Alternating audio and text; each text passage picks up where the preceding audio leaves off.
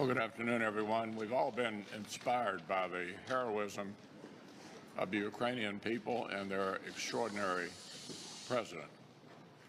It seems to me they have clearly accomplished more unity in Eastern Europe than any previous administration of either party has been able to achieve. Just look at what's happened over the weekend. Germany doubled its defense budget for the year and is going to commit to meeting its pledge of 2% of GDP on defense. Presidents of both parties have been trying to get the Germans to do something like this for a very, very long time.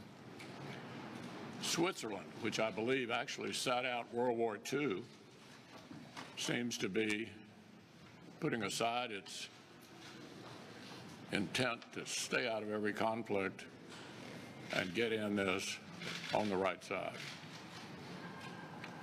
Sweden and Finland, two countries that have never belonged to NATO, are thinking about joining, and I think we ought to sign them up tomorrow if they're ready to join.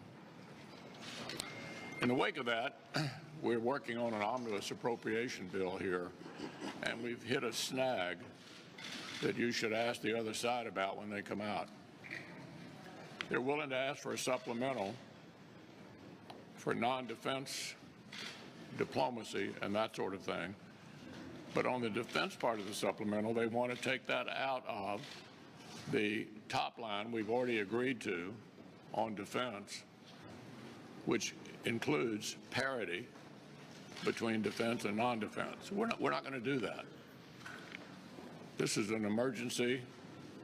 It's eligible for a supplemental, and defense ought to be treated just like non-defense in the supplemental.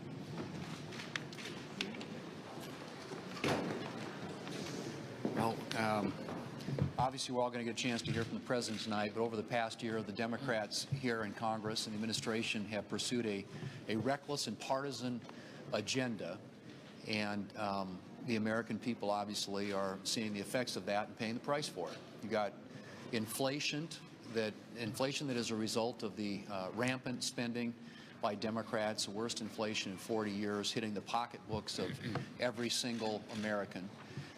You've got the worst border crisis literally in history, more attempted illegal crossings than any time we've seen in history.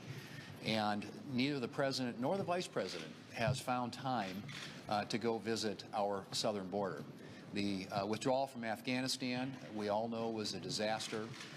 We have rampant crime in a lot of our cities across this country, largely as a result of this so-called defund the police movement that has captured the Democrat agenda across the country and here in Washington.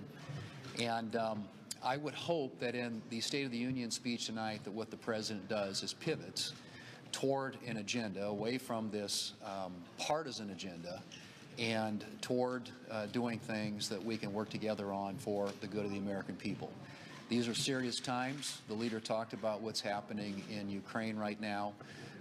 We need to do everything we can to support the Ukrainian people, and supplemental spending bill is in the works, of course, with the important point that Senator McConnell just made about the Democrats wanting to rob defense top line for defense spending for Ukraine and treat humanitarian assistance as an emergency supplemental. Don't understand that at all. But the one thing I can tell you is that one area where we can really, really help the effort in Ukraine, help Americans in their pocketbooks, and help Europe and other countries around the world is to get America's energy production off the bench and back in the game. We have ample energy resources in this country, which this administration has placed off limits, and as a consequence of that, we have gas prices, hitting the new records here in the United States, and the United States going hat in hand to OPEC and other countries around the world to help fuel the energy demand that we have in this country. Completely unnecessary and uncalled for, and every energy dollar that the West pays helps fund Putin's war. So we need to get away from this dependence upon foreign sources of energy, Russian, OPEC, wherever. Assert America's energy independence, become an energy exporter again, and allow these countries around the world that are dependent upon Russia for their energy needs to turn to the United States. That can happen. All it takes is a change in the policies from those that this administration has employed so far that have hurt America's energy independence and force us to depend upon other places around the world, including Russia. All Americans are inspired by the stubborn courage and heroic patriotism of the people of Ukraine. And I expect the President to mention that tonight in the State of the Union. What he won't mention, however, is how his policies from day one have enabled, emboldened Vladimir Putin to do what he has done. Vladimir Putin's economy and war machine is funded by Russian energy. And for a full year, Joe Biden has done everything he can possibly do to undermine American energy security and the use of American energy. That's what we've seen from this administration. This has only strengthened Putin as he has tightened the grip on the world supply of energy as Joe Biden continues to be a corrupt creature of the climate elitists. It's as if Vladimir Putin were Joe Biden's Secretary of Energy when you take a look at what sort of things Biden has done with energy. Killed the Keystone XL pipeline. Put a moratorium in place on oil and gas exploration in public lands. Went after Alaskan energy. And at the same time, what did he do for Putin? He approved Nord Stream 2 pipeline, and he went hat in hand and asked Putin to produce more energy and sell it to America. As of last night on the White House website, it is still there, where the White House is asking OPEC Plus, and the plus is Putin, to supply more energy to America. We're now using more energy from Russia than we are from Alaska in the United States. This has been a jackpot for Putin, and the American people have paid the price. And we're paying $1 more a gallon for gasoline than we were when he became president. Oil and gas is Putin's bread and butter. And what the President of the United States has done over the full year is embolden and enrich Putin and hurt the United States.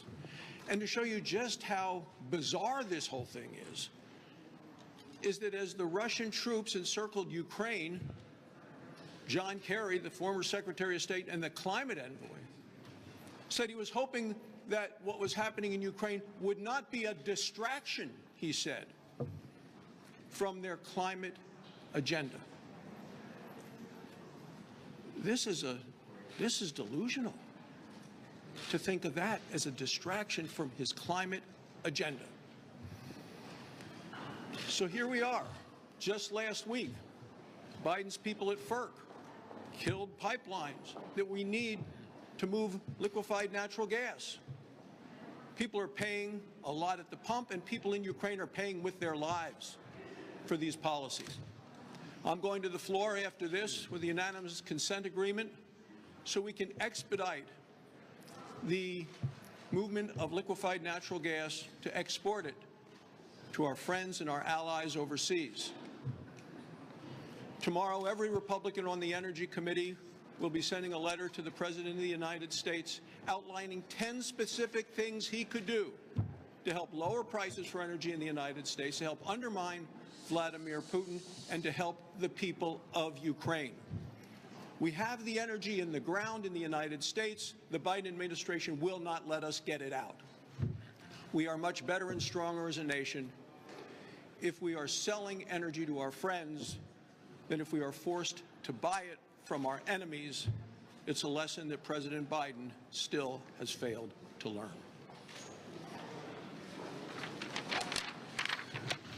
Well, the President tonight with the State of the Union comes to talk about the State of the Union really after his first year of service as President. And as he does that, these are the kinds of headlines that have been out there for the last several days now. Soaring prices strain family budgets. With approval plummeting, Biden tries to dodge blame. Gas prices poised to hit $4 per gallon. and that one may be an old headline by now. Experts, pandemic closures taking a toll on students. In that article, a significant group of students lost 12 months of educational advancement in the last 12 months. And every group of students lost some growth in educational advancement in the last 12 months, but some students lost 12 months in the last 12 months. And that's only a suggestion of the kinds of things the president really has to deal with as he thinks about the State of the Union. The State of the Union is not good. The president's approval numbers begin to plunge after the disaster in Afghanistan. We have been working to reassemble friends and allies since then. As others have said today, nobody has done a better job of calling attention to the fact that the world is a dangerous place, and particularly a dangerous place without the leadership of the United States if bad things begin to happen.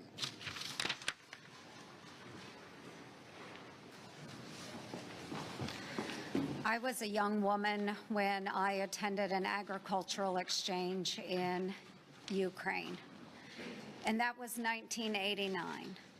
The Ukraine was still part of the Soviet Union, and it was very evident in 1989 that Ukrainians wanted to be a free people. That is still true today. Ukrainians want to be a free people. We have all watched the terror unfold on our television sets, with Ukrainians being indiscriminately killed by Russian soldiers as they're standing in the path of their tanks and their vehicles. We see the bombing that's going on in Ukrainian cities.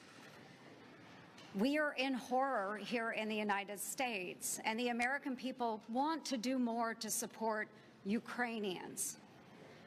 You would think that we would be working on numerous bills in the United States Senate to help support the people of Ukraine.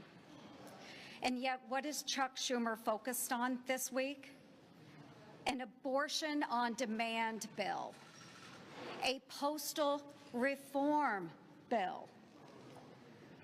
Not bills that will address the needs of the American energy sector, nor the needs of our Ukrainian friends and partners.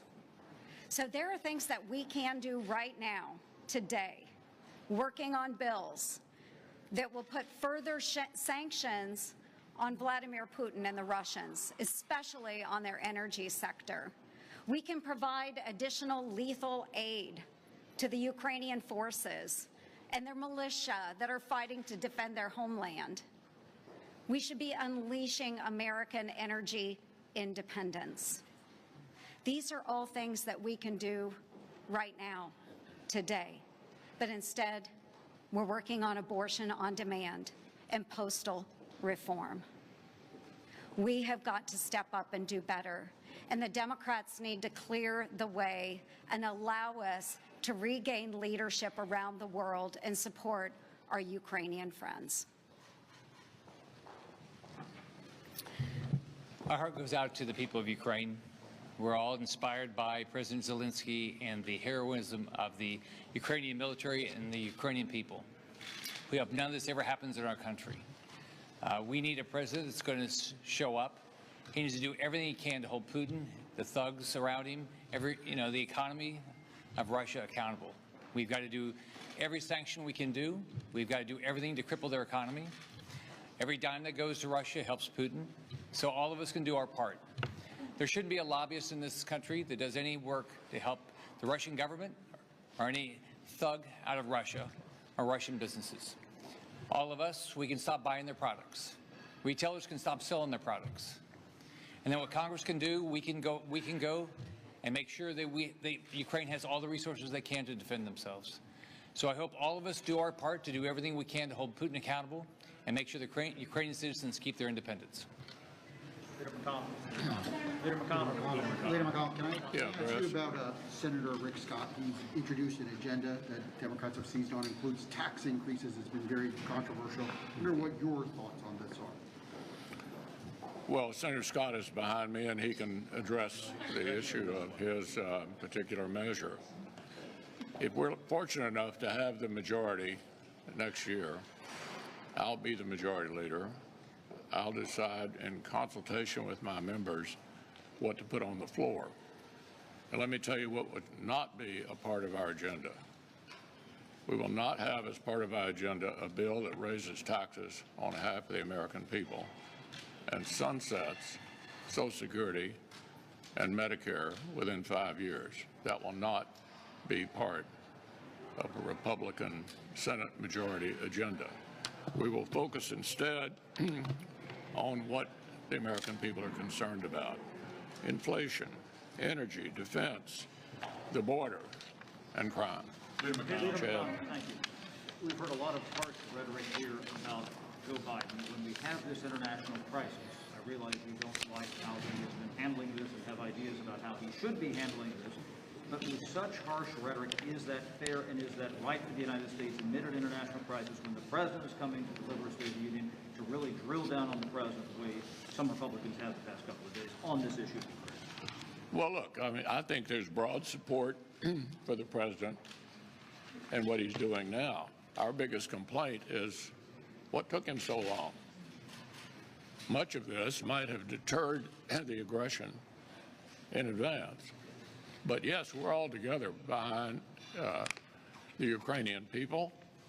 We're thrilled at the changes that have occurred in NATO. And I think I've seen our country pretty unified. And as a matter of fact, the whole world seems to be unified. I mean, who would have thought we'd see demonstrations in the streets of Russian cities? That takes some courage as well. Leader McConnell. Leader McConnell, you've long been critical of President Vladimir Putin. Was it a mistake for the former president to praise Putin as very savvy, smart, and his Ukraine strategy is genius? What President Putin is a ruthless thug who's just invaded another sovereign country and killed thousands of innocent people. That's what President Putin is.